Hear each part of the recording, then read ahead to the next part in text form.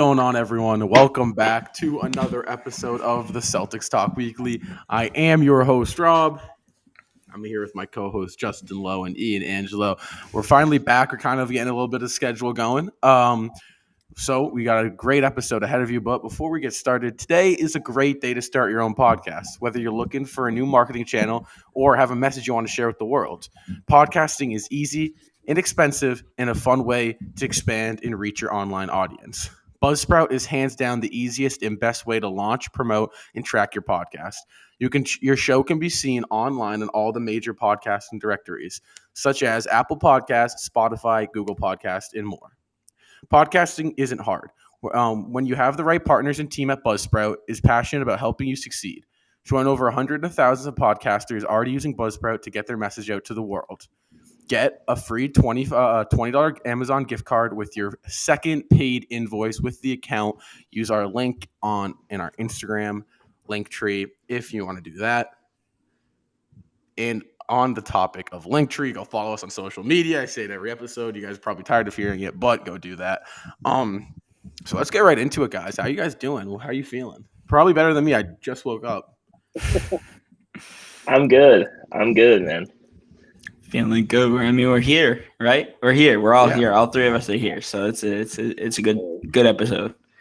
Yeah, for sure. And so we got some extensions. You know, President Brad is staying busy, giving us a lot to talk about this summer. So we got 3 extensions. We'll talk about each and every one. First off, we got Robert Williams extension, a 4-year, $54 million. Some fans were I was a little bit surprised. I thought, this wasn't going to happen right away. But what does this Robert Williams extension necessarily mean? I think this means that the Celtics are committing to him as the center of the future, because I think we talked about this on a podcast episode before. We were talking about like what the Celtics were going to do with Robert Williams in the offseason next year or at the end of this year. So the fact that they just locked him up now, and I mean, this could turn out to be like another Jaylen Brown situation where we sign him to a contract where people were like, oh, is he really worth it? He hasn't really shown that he's worth all of this money. But I feel like in the future, Rob will be outplaying that contract if he can stay healthy. Yeah, you said it right there. Just real quick, it's all about staying healthy for Rob Williams, right? His past 3 years have been just nothing but injuries. Unfortunately, come playoff time, he had a career game 1, and then missed the remainder of the series with turf toe and a bad back. And, it's just unfortunate. But his contract would be worth every single penny, and if more, if he can stay healthy. Well, if you guys don't remember, Jaylen Brown signed his extension in the same offseason, his 3rd season.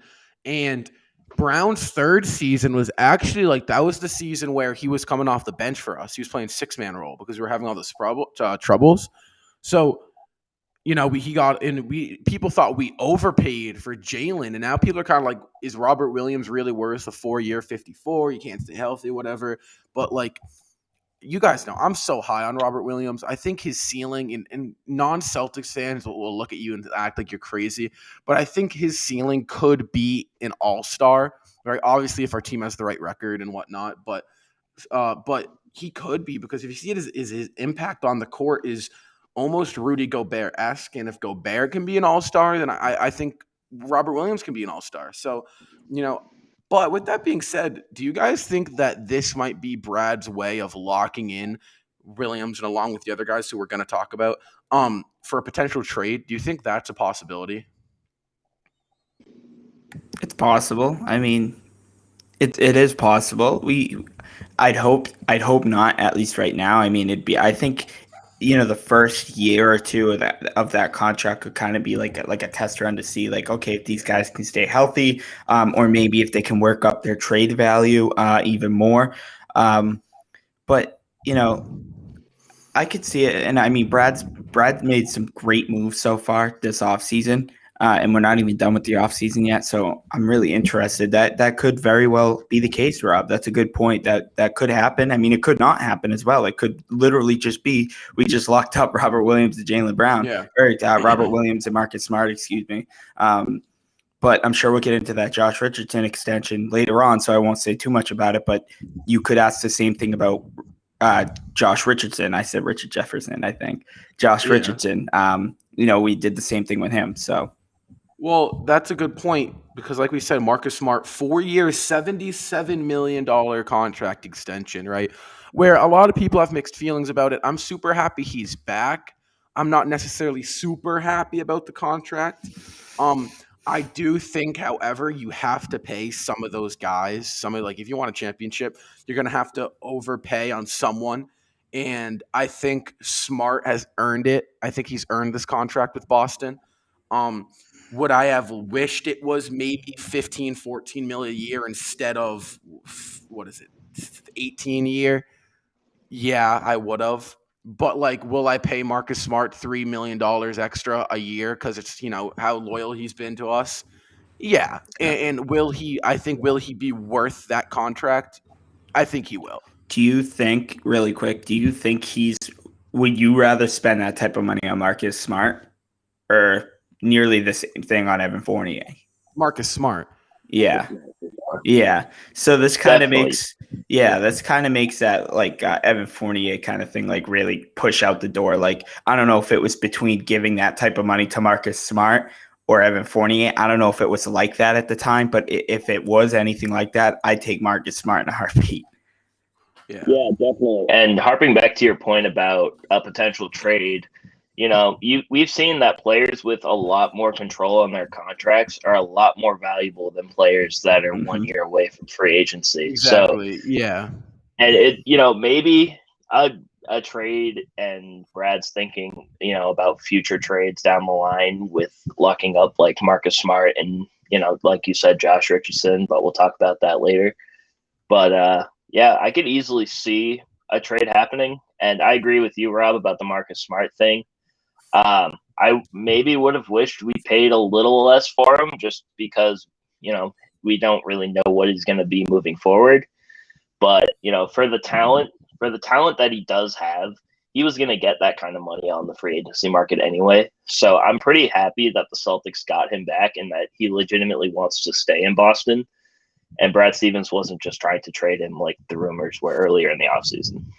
Yeah, well, I think a lot of Celtics fans kind of forget how much we all loved Marcus Smart, not even a year ago. I think because of this season in the circumstances that we were put in, Smart kind of got thrown into almost in the playoffs. He was our second guy, our go-to. I mean, he needed to kind of step up and he needed to generate some sort of offense. He did a good job. He averaged right around 18 points in the playoffs, which is not something you should just look over. I mean, that's big. However, Jaylen Brown wasn't playing and whatnot. But, I think he's going to kind of go back into that fourth role now with Schroeder here, now with Horford here, now with Richardson here. I think he's going to simmer back a little bit. He's still going to be the Marcus Smart that shoots these questionable threes here and there. You can't, as much as you want it to not happen, it's going to happen. So hopefully he makes some of them. But, I think overall, but I love the Robert Williams extension, and I don't think the Marcus Smart extension is that bad. I love having him around, and I think you kind of have to overpay once in a while for some of these guys. Yeah, and, kind of going back to the Robert Williams thing is, today's centers, I understand the game has really expanded. A lot of centers you see Jokic, Karl Anthony Towns, Joel Embiid. They're very dominant, and on top of that, they can stretch the floor and shoot the three ball. You see Al Horford as well. Robert Williams kind of gives you that taste of an old-fashioned big man, right? Where he can shoot the mid-range shot. He's developed that pretty well, but outside of that 10 to 15 foot shot, he doesn't have really that much game. Maybe in today's game, you might question it. Some people might question it, but I really like that. He's very dominant, and for an undersized center. I mean, I think he's only 6'9", but he's a very long. I think he has over 7 foot wingspan. He's very dominant down low. And the thing about him is what makes him so dominant is look at how quick he moves, right, for his size. I mean, I know he's 6'9", but correct recovery, yeah. He gets the ball at the basket, and within a second, it's up and in the basket. That's super big. And don't forget, now you have guys on the floor like Al Horford. You surrounded Robert Williams early in his career with Daniel Tice, who could also stretch the floor. So Robert Williams doesn't have to step behind that three-point line because around him, he has guys like Tatum, Horford, Brown, Smart, who can shoot the three ball. Well, that's why I'm so excited. Oh, sorry, and just really quick. That's why I'm so excited to kind of finally bring in a shooting big. Last year with Thompson, we could never really establish a set offense with different roles and whatnot. So I think having Horford will also help us kind of stretch out the floor a little bit. Yeah, my thing about Robert Williams is he reminds me a lot of Clint Capella when he first came in. He was mostly known for just his rebounding and kind of dunking skills, but Clint Capella has turned himself into a legitimate piece of the Atlanta Hawks team. Yeah. So if Robert Williams can even be even close to Clint Capella's production, then I feel like the Celtics really won out with picking him in that extension. I think he's shown flashes of some phenomenal passing. I mean, there were some games against the Rockets, I want to say. I believe a game against the Grizzlies where he had 8, 9, 10 assists, right? Along with 8 rebounds, along with 12 points. So, if he can stay on the court, we've seen his per 36. It's 14, and 5 in 3 blocks. So, if he can stay on the court, he's worth a bigger contract than that. It's just all about whether or not he can stay on the court. Also, I saw something earlier today that was kind of funny. Robert Williams has more blocks in his career than he does missed shots. Yeah, that's insane. He has 146 blocks and 125 missed shots. Yeah, absolutely insane. Yeah, that He's is an elite rim protector for sure. The big question is I go back to him being undersized, and he had a really tough time guarding guys like Joel Embiid, Karl Anthony Towns. So maybe that's, last year we look back at it, and at the moment we're like, oh, this sucks. He's getting absolutely chewed up. But now we flash ahead a year, and he had a taste of that last year. So and then with him coming off of a big extension, he has kind of something to prove here. He needs to show that he's worth that type of extension. Even though it was a $54 million, he's kind of got something to prove. He has Boston on his back right now. Now really show us why you earned that money. And you also have to think last year, the Celtics, to go back on your point, Rob, about getting somebody next to Rob Williams to stretch a floor. Last year, the Celtics, I think last year was the first season the Celtics never had anybody, a center or a big guy who could stretch the floor. I mean, Luke Cornett barely played, so I won't really say him. No disrespect to him. But, I mean, Thompson couldn't shoot the 3. Robert Williams couldn't shoot the 3. Who is our other center? Taco Fall couldn't shoot the 3, even though he made one against Orlando. A little bit, but he struggled a lot. But look at the past centers we've had. They could all shoot 3s. Al Horford, Kelly Olynyk, throw in Jonas Jerebko at the 4. Amir Johnson. Amir Johnson could stretch, Yep. Jared Sullinger. A little bit. But we haven't seen Aaron Baines started to stretch the floor and Marcus Morris. But last year you didn't see that. Now this year with the flexibility in the space we have, it's going to be able to space the floor really well. Well, I'm interested to see how Robert Williams approaches. Obviously, last podcast we talked about who's starting. We're not going to get into that because that was a mess, but a fun mess. Something that's kind of interesting here, right, is that Robert Williams now entering his 4th NBA season, and he's kind of given what we think is the starting role, right? Because if you remember last year, he was the 3rd string center, right? The Celtics fans wanted him to be over Thompson and wanted him to be over Tice, kind of. But he wasn't. And obviously his rookie year, it was the bubble, his rookie year or his second year? No, that was his rookie year. 2019, he had Horford, he had Baines, he had Tice. So this is kind of the first year where he's the number 1 guy. I mean, he's our center, right? Horford, right, he might be down the stretch in the playoffs. You're probably going to see Horford, I'd imagine, in the game more than Robert Williams, just due to experience alone. But throughout the regular season, Horford's old. Williams is young. If Williams stays healthy, he's going to be on the court and he's going to be putting up good numbers.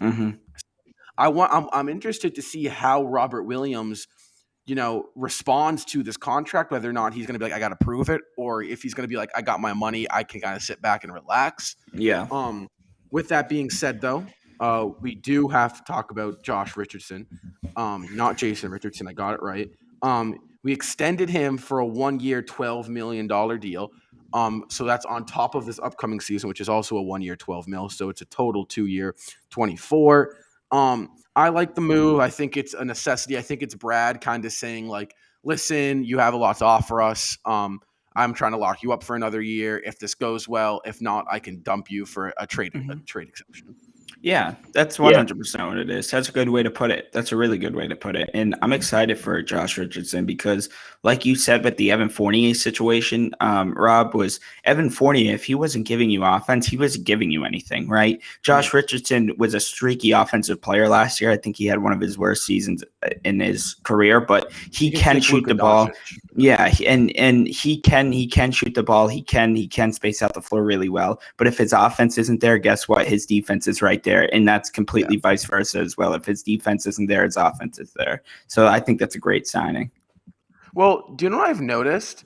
I've noticed that, this could be a way of Brad Stevens kind of getting these guys for cheap at what we kind of think is expensive now, right? There is a chance that we overperform, which, we're all kind of, we're kind of like, yeah, you can put us at the 6 seed, 7 seed, but, we're all like 3 seed, right? As Celtics fans. So say if we do overachieve, we do make the Eastern Conference Finals, we do get the 3 seed, 2 seed, right?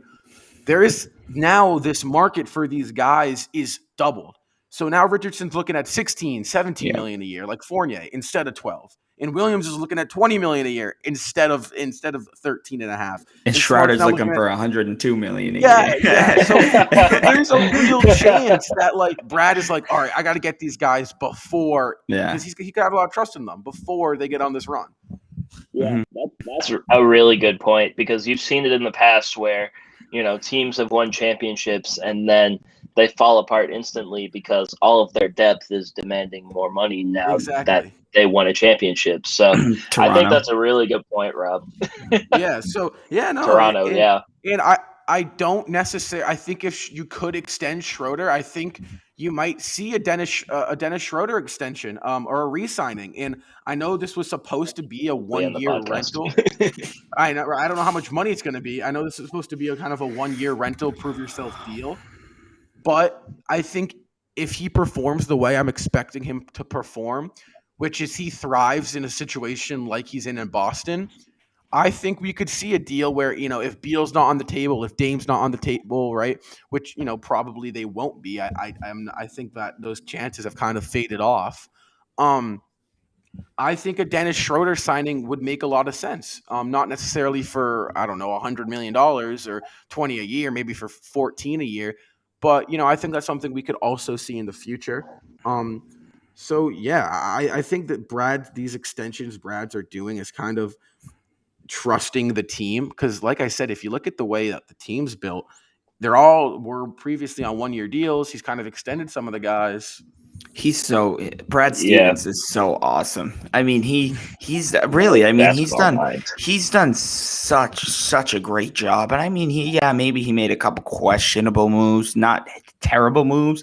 You can say, I wouldn't call him terrible, but for the situation that he stepped into, where this roster, this franchise was at a complete standstill. No, we weren't going up. We weren't going down. It was just, if anything, actually, we were going down. And Brad Stevens comes in, and maybe we're not a championship team, but I think we're in a lot better shape than we were a year ago today. I have a question.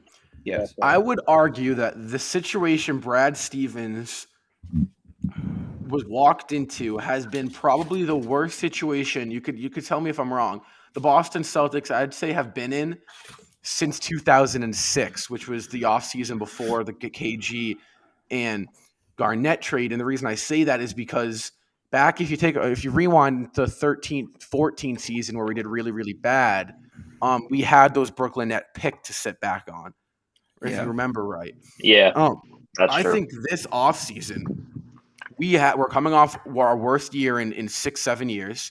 We had zero direction. We had Kemba Walker's contract on the books. We had, I would say, a partially frustrated Jayson Tatum and Jaylen Brown.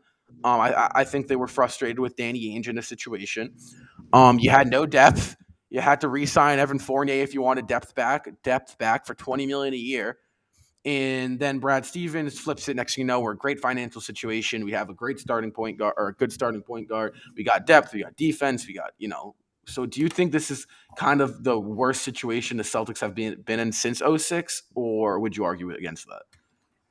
I don't know if it's probably.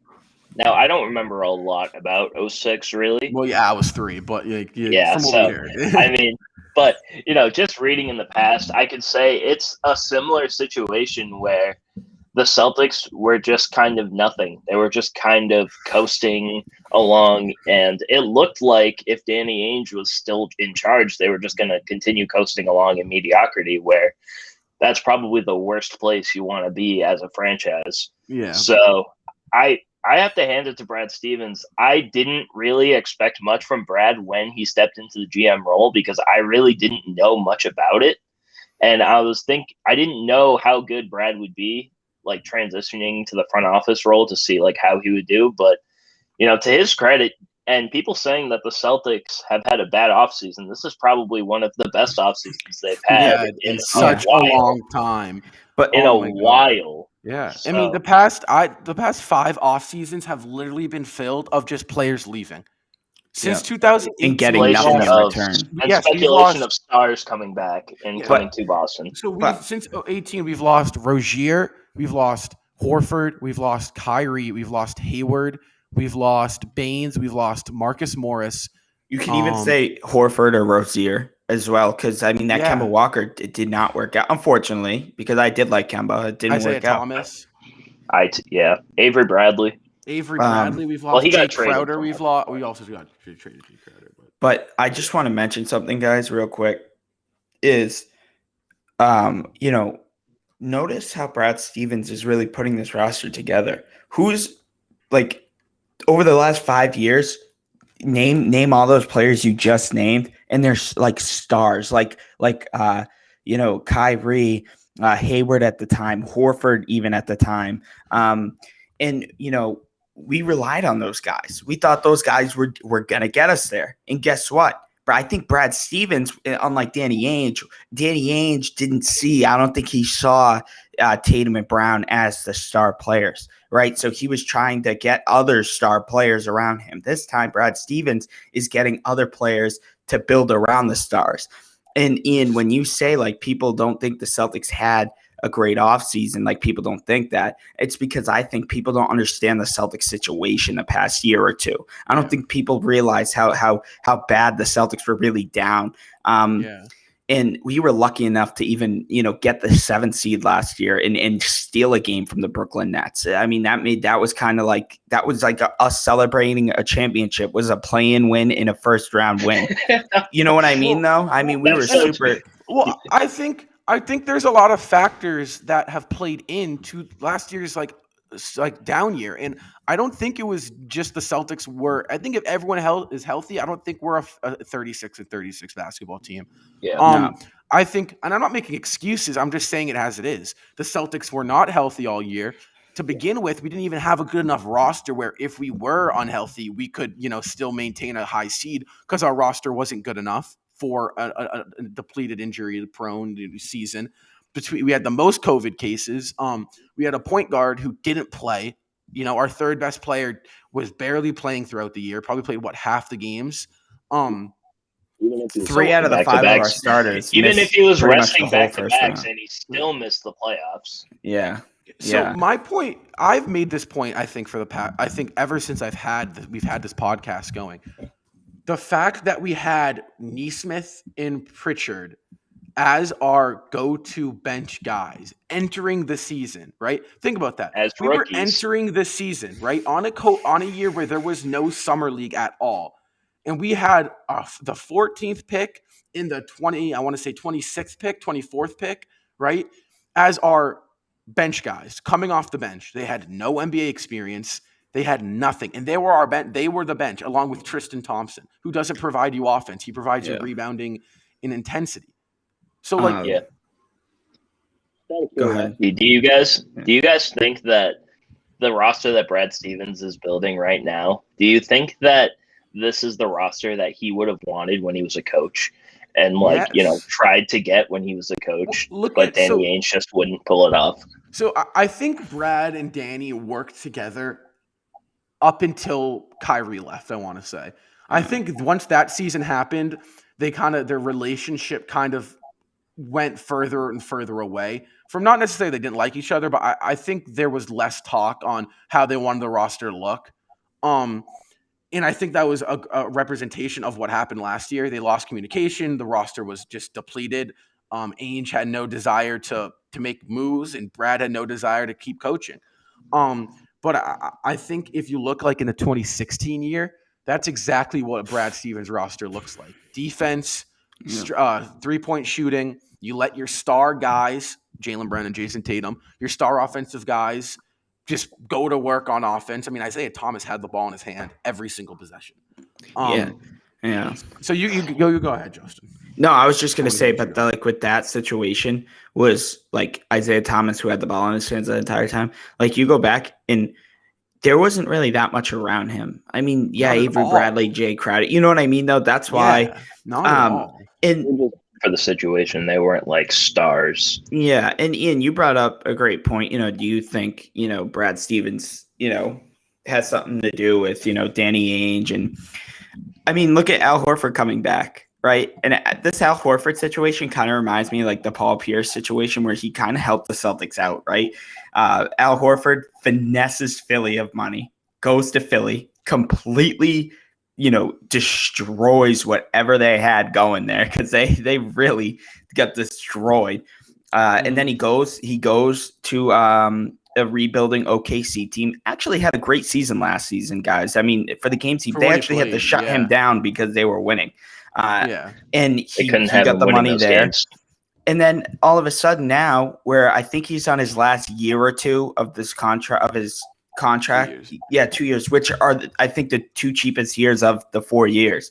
It cuts in half next year to 14. Yeah. And then I kind of think Brad Stevens looked at this and like last year, depth, rebounding, and defense were the biggest problems last year. Like Rob said, we were relying on guys like Pritchard and Neesmith who didn't have a summer league, barely had it. They had 2 out of the normal 4 to 6 preseason games. They didn't have a full training camp. They came in. They actually balled out for rookies that year. Yeah. And then Enes Kanter, who's not the greatest defensive player, but he'll give you buckets on the offensive end, and he will give you rebounding, right? And that's what the Celtics missed. Definitely. Well, and do you know what? The thing we haven't talked about Enes Kanter a lot. Do you know what the thing I actually do? I don't really love the signing. I think it was pointless. But the thing I do actually love about it is if Robert Williams isn't the most healthy. He off of history, there's gonna be a stretch where he's out. I hopefully that's not the case, but it's a high possibility. And Horford's a little old. And the thing I love about Enes Kanter is he's our third string big man. And he is good enough to give you starting minutes. We've seen it in Portland. Yeah, his pick and roll defense is atrocious. But we've seen 20 games, like almost 30 games from him, 20, like 30. Like we saw that this year in Portland. He did like 26. So as your third string big man, for Enes Kanter to come in there and make a difference is going to be huge. And one thing he's definitely going to be a good clubhouse guy too. Yeah, I think he'll be a great third string big man. And one thing I want to say about Al Horford is I think there's a really good chance Al Horford, right, is like he could be like better not like than his first stint with the team. Well, like 2017 Al. Not 2017 Al, but I think people. If you remember, he was a 2-time All-Star, 3-time All-Star with us. Yeah. So I'm not saying he's going to be an All-Star. That's not what I'm saying. But I think he's going to give us an All-Star effect. And what I say by that is, he's an amazing defender, a decent, solid rebounder, not amazing, but solid rebounder, a phenomenal passer, and stretches the floor. Part of me wants to say start him, right? But Robert Williams, I love the guy. So I think, people are they're saying Al Horford's washed when there's been no evidence of that whatsoever. Yeah. If you And know what I'm saying. oh, I 100% agree with you. And like I just said, look back last season with the OKC Thunder. He was doing good. Like people judge him because he was shut down for the season. He wasn't shut down because he was old or whatever. He was shut down because he was winning games for the OKC Thunder when their goal was to lose games, right? So they said, okay, we got to shut you down. You're playing good. Go back and look at his stats. They were phenomenal, especially for his age. He provides leadership, right? And also, he can. I think I'm not trying to get back into this who's starting, who's not. Yeah. But to me, it really depends on like the matchup, right? Like if we were to play the Philadelphia 76ers, a lot bigger team. Al Horford is known to really own the 76ers. Defend Joel Embiid really well. I think if the opportunity presents himself, Al Horford starts over, whatever. And then also going back to the pick and roll defense with Canner real quick. If you put in a lineup of Canner and Horford or Canner and Williams, I'm sure Emi can adjust to that, right? Because Emi's a very defensive-minded coach. That's what he's known for, right? So I think we can adjust. I think he can make adjustments towards that. And I think next podcast episode, we really should talk about this coaching staff because Brad Stevens did a really, really good job hiring this coaching staff. Well, something I think we're going to see a lot of on the defense side of the ball is a lot of switch defense because Horford and Williams are both notorious. Well, less so Williams, more so Horford, but we've seen it. They're both notorious for playing great perimeter defense. I remember I remember a distinct play where Horford switched on to Dennis Schroeder and got a great stop in the playoffs. Or not in the playoffs. I forget when it was, but I remember watching and being like, the fact that he can, maybe it was George Hill or something, the fact that he can switch onto a guard, stay with them, and then contest and block the shot, a jump shot, is huge. So I think you're going to see a lot of switching defense off that starting 6 or 5 between Richardson, Horford, all those guys. I'm so excited. Really great. I'm so excited, especially to see Al Horford back in number 42. I'm so happy. I was so sad to see him go. Definitely. I'm really excited to see Al come back because he just seemed comfortable with the Celtics. And just Boston. You saw what he was like in Philly. You knew for a fact he was not comfortable playing for the 76ers. Not at all. So I think it's just a sense of coming back to Boston and just knowing that you had fan support and knowing that you have you have a comfortable setting that you've been here before. I feel like that's going to be really important to Al, and I really feel like Al is going to have a pretty solid year for a guy who's on the older side. Also, the Garden's going to back to bumping this year, which is awesome, right? Like I think that's going to be so much fun. Yeah, I think there was so many times where you just didn't feel the energy. It was no one wanted to be out there and on a team that's notorious for sold out arenas, right? For loud, we're a top 3 fan crowd wise. We're probably top 3 in the NBA. The Warriors have great fans, and honestly, the Jazz have some crazy fans. Right, but so that's going to help us a lot. And something I'm noticing that's just so exciting, and I talked about it last episode, is that I think we're going to be and I know people are going to call me crazy. You guys might call me crazy, but I look at our roster and I think wow, we're going to be so good because Jayson Tatum and Jaylen Brown took an almost identical looking roster to the Eastern Conference Finals, right? And I know we said don't talk about that season anymore, right? But literally, if you look at this roster, I'm not even going to acknowledge the Grant Williams. But I knew it's one episode. I gotta wait for it. But back to the point. If you look at this roster, and non-Celtics fans aren't going to agree with it because apparently now all the guys the Celtics got right are not good or washed or overpaid. But I'm looking at this roster. I'm seeing a Nesmith and Pritchard, who we haven't talked about, entering their second years, right? Yeah. Both looking amazing in the summer league. You got all this talent around a top 10 player. I just put on Jayson Tatum in a top 20 player, top 24, 5 player on Jaylen Brown. So that brings me Name to a question. name some other bench players you like on the team. I love Josh Richardson. I love Peyton Pritchard, Aaron Yeah. Nesmith. Yeah. I love Romeo Langford. Yeah. And his Cantor's great. Yeah. There's another that's one. about it. There's another one there. You're missing I feel one. like you're missing out. Yeah. You're missing out on a big piece here, Rob. Oh yeah, I like Fernando and I think his name is like Grant. No, I don't know. Williams, Grant. Grant. Anyway, no. It doesn't ring a bell. That card is worth trillions of dollars, by the way. Dude, I just pulled. I gotta get it signed. I just pulled a LaMelo Ball card worth $2,000. You think if I send it to Grant, he'll sign it? Probably not. Grant seems like a. No, he only signs autograph for Rob. I just told him to make it Grant Williams. If you're watching this and I ever meet you, I will not talk to you. No, don't say that. Don't say that, because Grant. One day, what if we need someone to come on the show? Come on, Rob. In all seriousness, he's a great guy. He's a super smart guy. In all seriousness, as a basketball player, he's so frustrated. No, in all seriousness, though, I think Grant Williams could actually have a good year. You guys are going to call me crazy.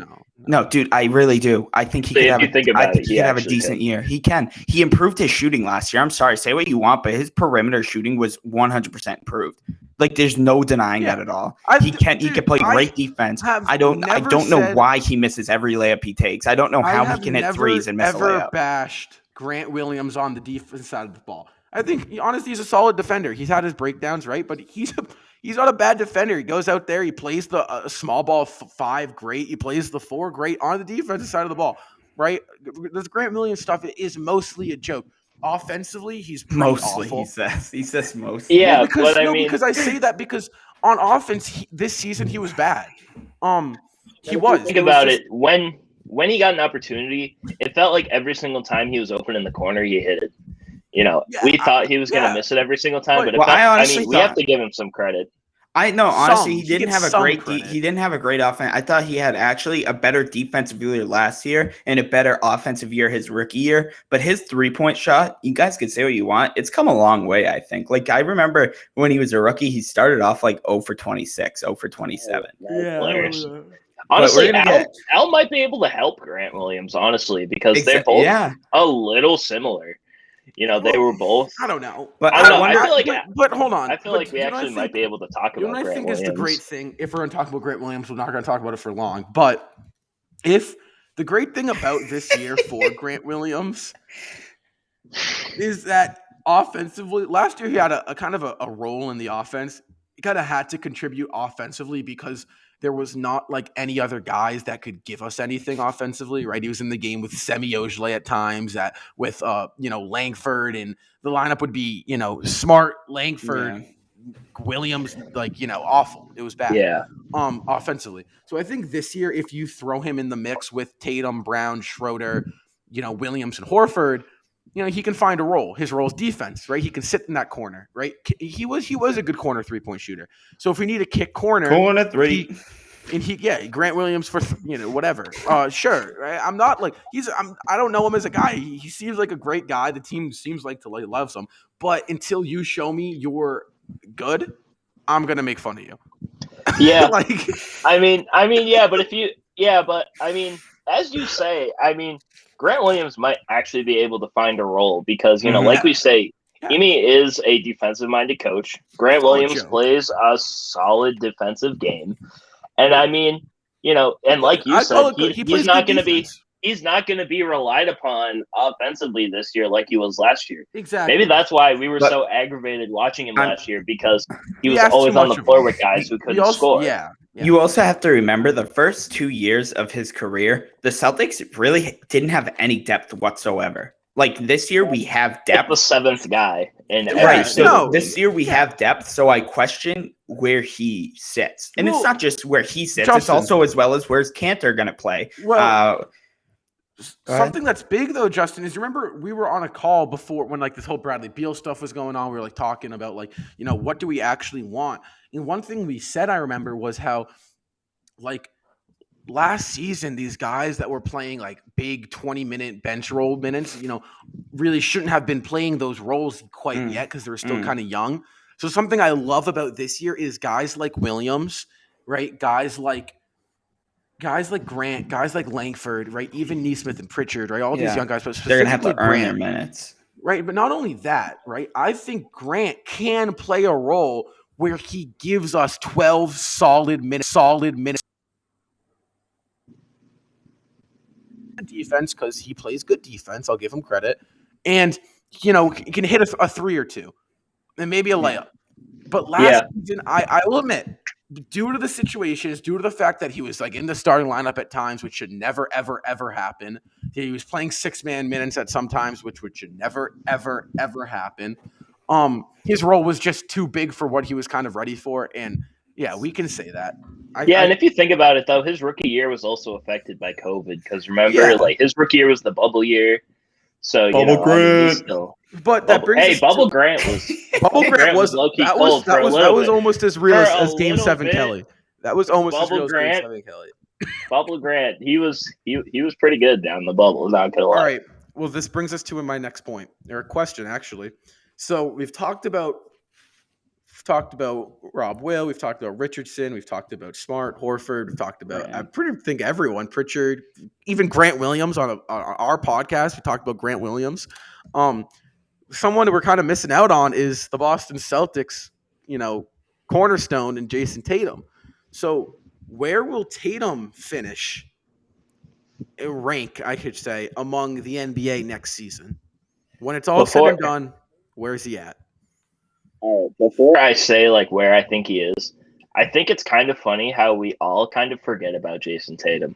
Yeah. Like literally we've been talking about this entire offseason and everyone like we're talking about all the bench guys we got, all the depth we have, and we just completely forget we have like 2 top 25 players. But you know why, Ian? Because we finally have guys around Jayson Tatum to talk about. That's why. Well, and I think it's funny when people talk about the Celtics, they almost forget as if we don't have Jaylen Brown and Jayson. Exactly. Tatum. Well, I was just thinking about something. That's what I was trying to say. So people say the Boston Celtics didn't improve, right?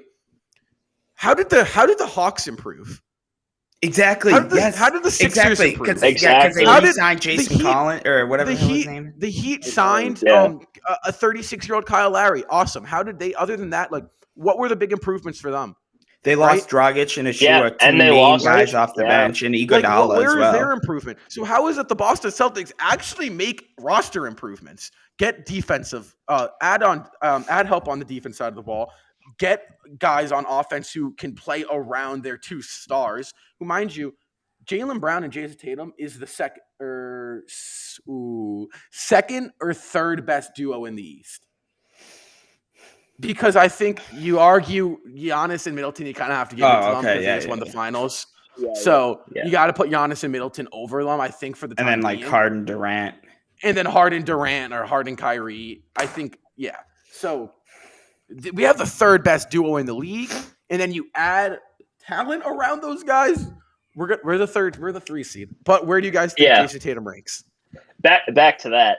I honestly think by the end of the season, if Jayson Tatum stays healthy and he plays just as good as he did last year, he's easily a top 10 player in the league, no doubt. Do you think there's a chance? I might be getting ahead of myself, but I'm gonna. So he's entering his 5th season. Yeah.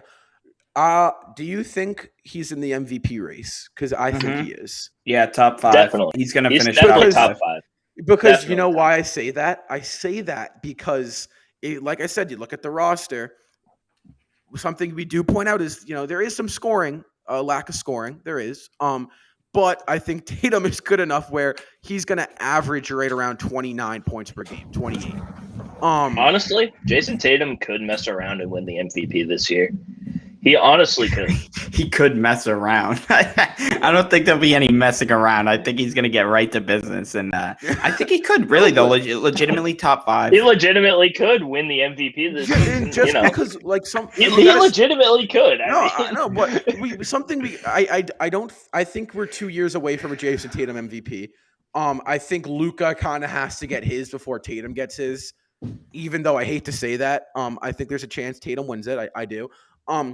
And the reason I say that, people listening may be like, really? All right, you guys are like typical Celtics fan, Jayson Tatum MVP. The reason we say this is because, like, again, if you look at the Celtics roster, they're going to be dominating the offense. They can now. Remember last season, their responsibility was so much more than just score the basketball. It was score the basketball, play make for the team, play defense, right? Run the transition, rebound, right? Block shot. It was literally they had to do everything. This season, right? What's their main thing? Is to lead, right? Be leaders. It's still a question mark, I think, with Tatum. Is he a true leader? I think we don't know that yet.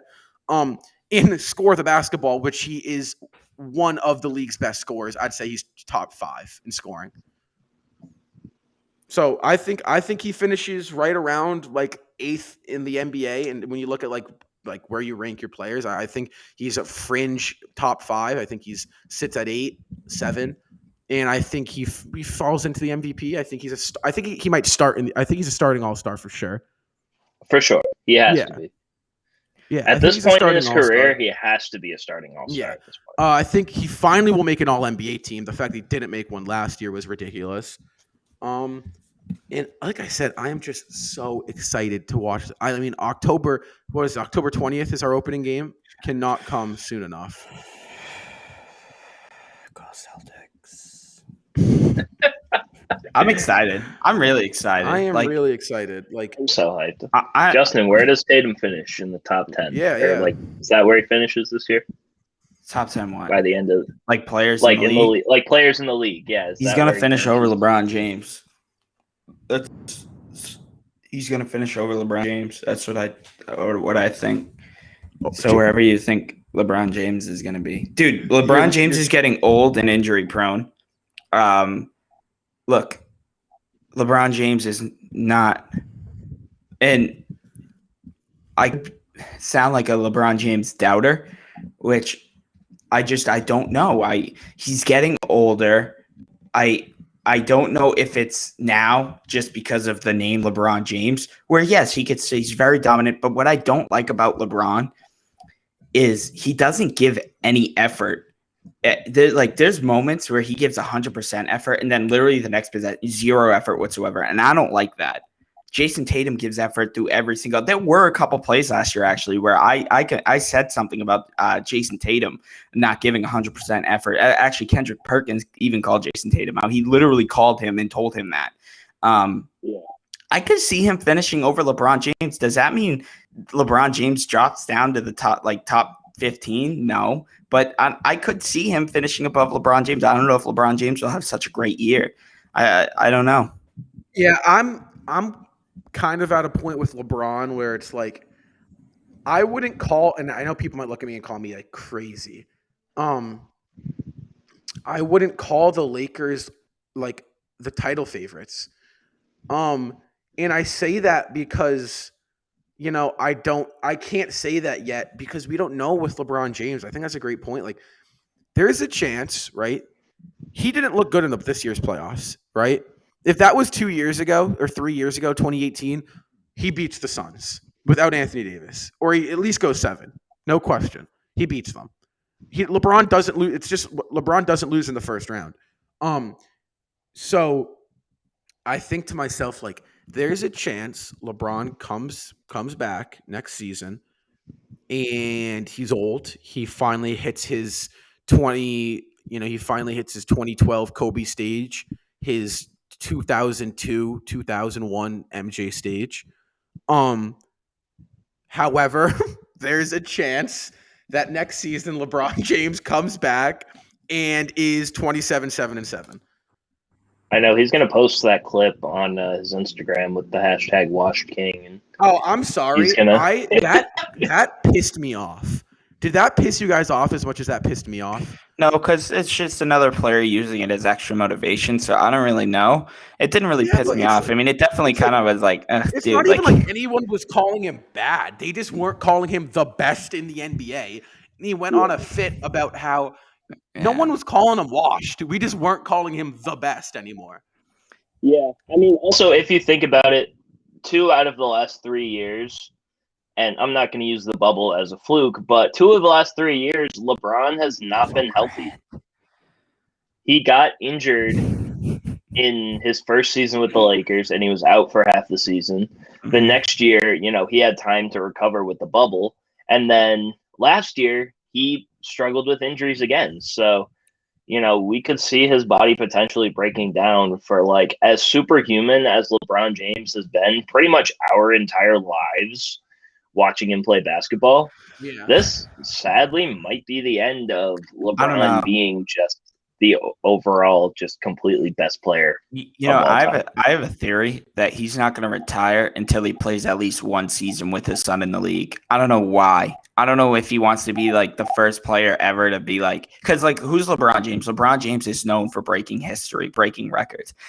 I don't think there's ever been somebody in sports, let alone basketball at least, that's played with a father-son duo or a mother-daughter duo. I think LeBron James could be the first. I don't know about you guys, but I'm at the point where I don't necessarily hate LeBron anymore, because I feel like I'm at the point in his career where I kind of have to respect his game. Kind of back in 2013, as a Celtics fan, I was I have no reason to hate Kobe Bryant anymore, right? Although I was young, but looking back at you have no reason to hate him. You're not rivals.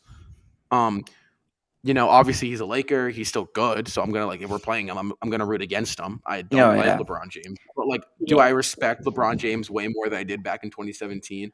Yeah. When I earned when I shouldn't say earned. When I fully gained a lot of respect for LeBron James. For some reason, I think it was Game 6. We were in Cleveland.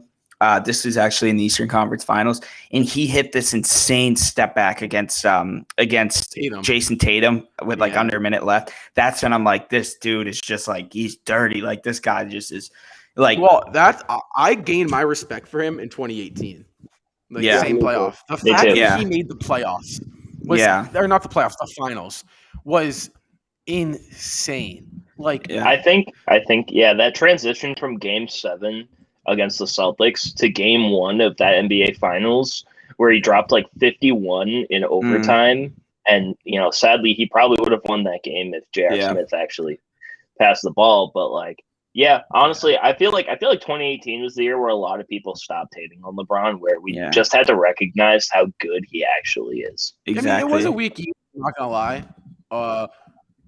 It was a weak East. I mean, he played the Pacers round 1 that went 7. Although that Game 7, I remember that Game 7 officiating was against the Pacers. It was awful. It was some of the worst.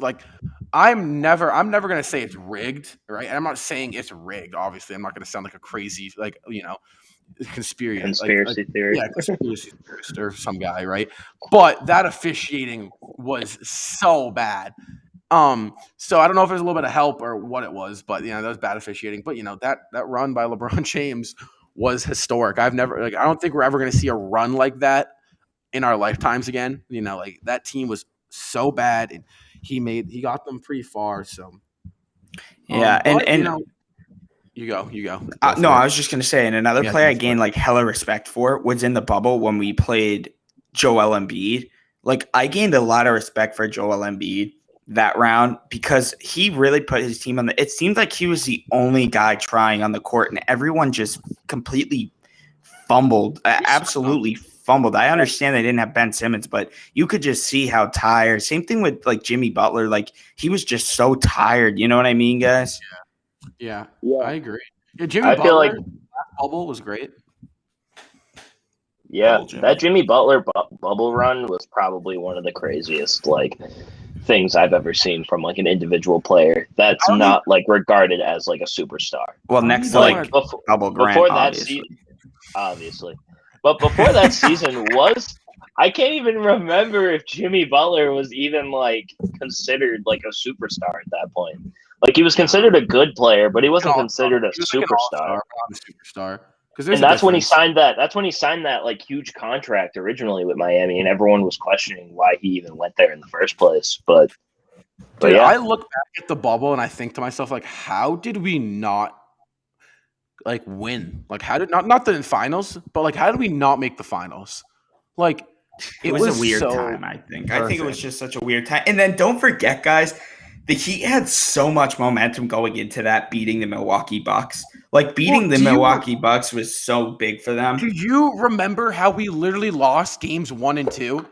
it was just end of the game. We blew like up. last second. Yeah. Like end of the game, we just That like was the final painful. 5 minutes. We'd be up by 6, 5 minutes left in the fourth, and then we just absolutely just dwindled away, and we lost. We'd lose the game. The Bam Adebayo block in game 1. Oh, See, I wasn't mad about that block because, like, it's like I couldn't be mad at it because it was such a respectful basketball play. Like, there was no foul. like, it was either gonna go a Bam block or a Jayson Tatum posterization. Unfortunately for us Celtics fans, it was not the Jayson Tatum posterization that we want to see on a basketball card. But like, we kind of live with that. But that game 2 was just so frustrating, and then like just seeing Hayward go down. The Tyler Hero. Was Hayward Hero dropped like 37. Yeah, Hayward he was came hurt. back that series, but he was hurt like the entire playoffs. So like, he was like shot right into the conference finals.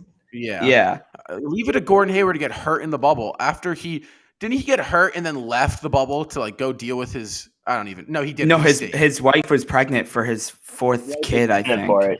Yeah. We're gonna think about the bubble for like years to come and think how amazing it really was. Like that I remember Toronto it. series. I remember it. There were some series, just like the bubble as a whole, not even just the Celtics. There was a time where we had 4 NBA playoff games being played all in a row from like 12 in the afternoon to like 9 at night. We had 4 NBA playoff and legitimately good NBA playoff series, like in the first round. You had Luka and his step back. They had Jamal Murray and Donovan Mitchell when they were going crazy. Like it was an insane time. I thought it was kind of cool because that was literally like the NBA bubble. First of all, like historic, right? Like that was the fact that we like lived through the bubble is crazy. The only time we'll ever see anything like that, I think, definitely is like, the NBA bubble. That was historic. But it was kind of cool because it was literally like almost like, if not exactly like, just competitive pickup basketball.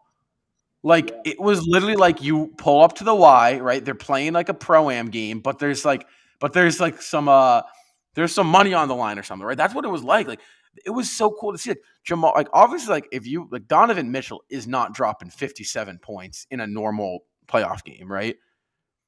Like he could. I mean, all right. I mean, yeah, but like 57, that's 6 away from Jamal Murray's not.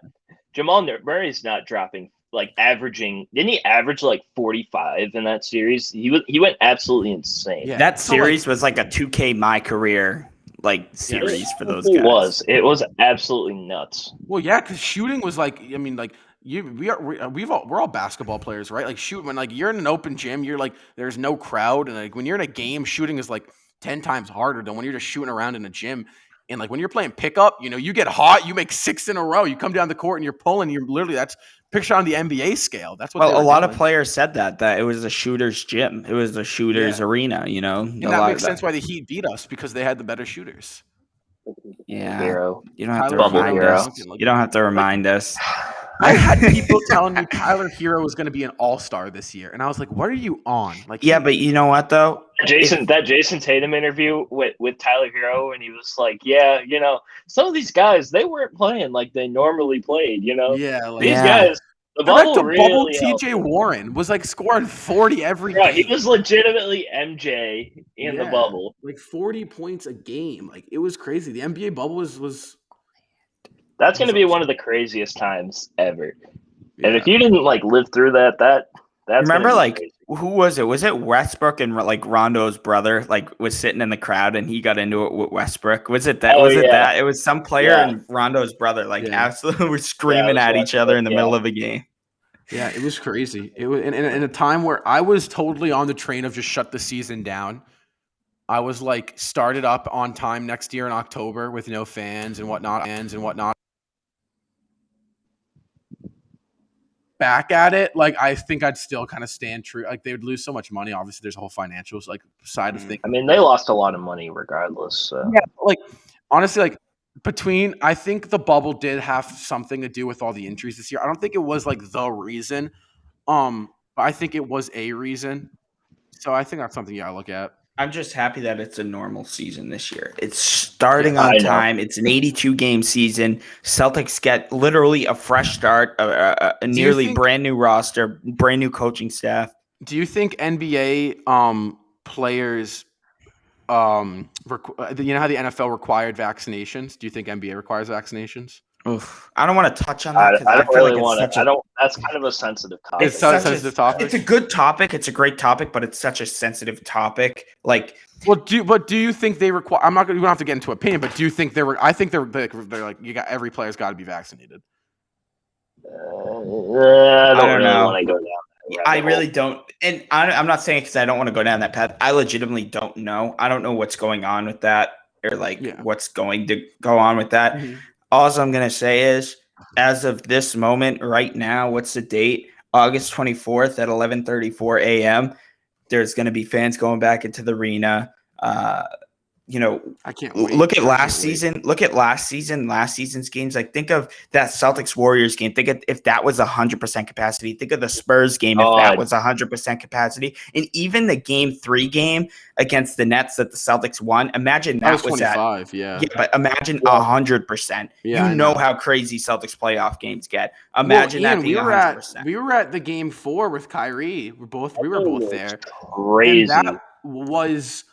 I mean, that was the loudest. I mean, like I said, I've been to a lot of games, and that was probably the loudest I have heard it. I'm trying to think, the loudest game I went to a Game 4 against the Atlanta Hawks back in 2016. That game went into overtime. That game was. I was also at that game. That game was nuts. Isaiah Thomas hit a dagger corner three. The corner three. Yup. And your ears, you literally had to block your ears, but you were screaming at the same time. That's how loud it was. The loudest I've heard the Garden was Game 7, 2018 Eastern Conference Finals after the Braun dunk. Tatum comes down, sidestep three. I want to say on Tristan Thompson, classic JT sidestep three. Hits it. We go up by 1. And the Garden is bumping. It was 73-72 Celtics. And it was at that I remember I was thinking we're going to the finals. We're going to do it. Yeah. I think 5 minutes later, we're not going to the finals.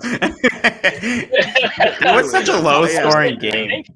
It was. I think the loudest I've ever heard the Garden was I can't remember. I think it was the game remember when Terry Rozier broke the ankles of Eric Bledsoe in that Bucks series? Yeah. And then they called him the half court shot. Yeah, they didn't know. And then I went to the game after that. Yeah. And when anytime Terry Rozier got the ball, that was probably the craziest. That was the craziest. But also, Game 4 was pretty nuts, even though they lost. But it was great. It was nuts. Yeah, we dug into Kyrie. You said you went into that. You said you guys went to that Game 4 against the Hawks that year. Yeah. Do you remember every time Schroeder touched the ball, that whole arena, the most loud boos I've ever heard in my life? Yeah. It was consistent through the whole game. Every time he touched the ball, no way this guy was not getting booed. Yeah. So what was with Kyrie in Game 4? Honestly. Now thinking about it, back on it, I've been at every home Celtic playoff game since 2016. So that Schroeder moment was honestly that was the first Celtics playoff game I've ever been to, and that one was easily one of my most memorable. That Isaiah Thomas. Honestly, you know what? What's up there for me is 53 IT against the Wizards. A Game 2, 2017. That was a crazy game. I remember watching that game on TV and just being absolutely floored. Yeah. That was the season where I really started paying attention and watching the Celtics legitimately. Yeah. And that game just absolutely – that game is just permanently etched into my mind. Yeah, for sure. That was a great game. But, we're coming up on our time here. Like we said, if you're not following us on social media – go do it. We're 9 away from 700 on Instagram. So, like I said, do what's crazy. We started this podcast, right? I started this podcast 4 months ago. Within the second episode, Justin came along, and then It was Justin and I's podcast, and then I want to say season 2 started, and then we brought along Ian. So since season 2, episode 5, which was I want to say 3 weeks ago, we had 250 followers. I want to say 300 followers. We're now touching 700. So there's a lot of I'm guessing new listeners. Hopefully you guys are enjoying this these episodes. We have a lot of fun recording them. Like I said, I'm moving to New York, so we don't know what the schedule is going to be like.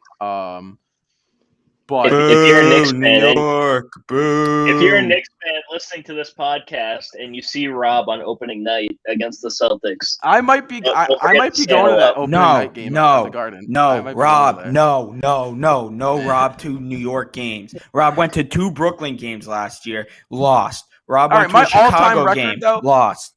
I don't care what your all-time record is. Last year, you absolutely fumbled it. All right, last year the Celtics fumbled this year. We only have this year. Don't fumble it. Last year, I'm blaming the Celtics for that one. But all right, like I said, I mean, if you're at St. John's University, if you're a listener from there, hit me up. Go ahead and tell them your room number too. Go home and tell me my room. He'll give you an autograph. Yeah, totally. Yeah, I'll give you an autograph.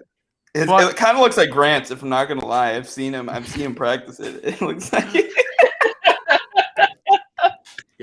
All right. Hopefully you guys enjoyed. Thanks again for watching. Like I said, use the link in our bio to go sign up for Buzzsprout. You get $25 to Amazon Prime on your second paid invoice. If you're trying to start up a podcast, do it. I'm so happy I did it. It's a lot of fun, super easy. If you can talk about anything. So go check. Talk about Grant. You can talk about Grant. Yeah, Grant. I want to see a Grant Williams talk weekly.